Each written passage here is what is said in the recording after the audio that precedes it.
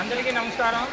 పార్వతీపురం నియోజకవర్గం Parvathipuram municipality నేపీఎం high స్కూల్లో గతంలో ఈరోజు 2021లో జరిగిన ఎలక్షన్కి ఈరోజు జరిగిన 2024లో జరిగినటువంటి ఎలక్షన్కి ఎంతో ఆస్మానికి జమీనికి ఉన్నంత డిఫరెంట్ ఉంది. 2021లో ఇదే స్కూల్ కమిటీ ఎలక్షన్లోన ఇక్కడ ఒక స్కూల్ కమిటీ మెంబర్లు, చైర్మన్లు, వైస్ చైర్మన్లు ఎన్నుకోవడానికి కొట్లాడి కొట్టుకొని నానా రకాలుగా టీచర్స్ని ఇక్కడ ఇబ్బంది పెట్టి వాళ్ళపైన ఎస్సీ ఎస్టీ కేసులు పెట్టి చాలా రకాలుగా అప్పుడు ఉన్నటువంటి వైసీపీ ప్రభుత్వం అన్యాయంగా సాధించాలని చూశారు. కానీ ఇక్కడ ఉన్నటువంటి చిన్నపిల్లల యొక్క తల్లిదండ్రులు అప్పట్లో ఉన్నటువంటి చైర్మన్, వైస్ చైర్మన్ టీడీపీ వాళ్ళని ఎన్నుకోవడం జరిగింది. అదేవిధంగా ఇప్పుడు జరిగినటువంటి 24 ఎలక్షన్లో కూడాను చాలా శాంతియుతంగా జరిగింది. ఎవరికి ఇబ్బంది పెట్టడం కానీ ఎవరికి అనడం కానీ ఏమి లేదు. తల్లిదండ్రులు వచ్చారు, వాళ్ళకి నచ్చిన వాళ్ళని ఎన్నుకున్నారు, వాళ్ళకి నచ్చిన వాళ్ళని చైర్మన్, వైస్ చైర్మన్ చేసుకున్నారు. 15 మంది నెంబర్లుగా గెలిపింది ఈ రోజు నిలబెట్టారు. ఇలా ఉండాలి ఎలక్షన్.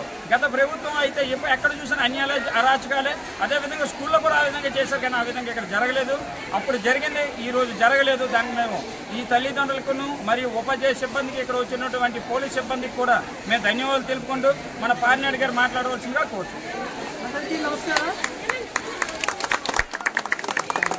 ఈరోజు ఈ జరిగిన ఈ యొక్క ఎలక్షన్కి ప్రతి ఒక్క ఉపాధ్యాయుల నుంచి, తర్వాత మన మెంబర్స్ అవనియండి, మన స్కూల్ స్టాఫ్ నుంచి, మన పేరెంట్స్ అందరూ కూడా మీ యొక్క సహాయ సహకారం అందరూ బాగా అందించడం వల్ల ఈరోజు ఇంత ప్రశాంతంగా ఎలక్షన్ జరిగిందంటే అందుకు కారణం మన స్టాఫ్ మరియు ఒక సిబ్బంది. ఇందుకు సహకరించిన ప్రతి ఒక్కరికి పేరు పేరున ధన్యవాదాలు తెలుసుకుంటూ, ఇకపైన స్కూల్లో ఎటువంటి ఇబ్బందులు ఉన్నా మన చైర్మన్ గారు ఉన్నారు, మన వైస్ చైర్మన్ ఉన్నారు, మన మెంబర్స్ ఉన్నారు. వాళ్ళకి మీ యొక్క ప్రాబ్లమ్స్ ఉంటే మీ యొక్క పేరెంట్స్ వచ్చి మీరు అందరూ తెలియపరిస్తే వాళ్ళందరూ కూడా మీ యొక్క సమస్యల పరిష్కారాన్ని కృషి చేస్తారని కోరుకుంటూ ఈ అవకాశం ఇచ్చిన అందరికీ కూడా పేరు పేరున ధన్యవాదాలు తెలియజేస్తున్నాను.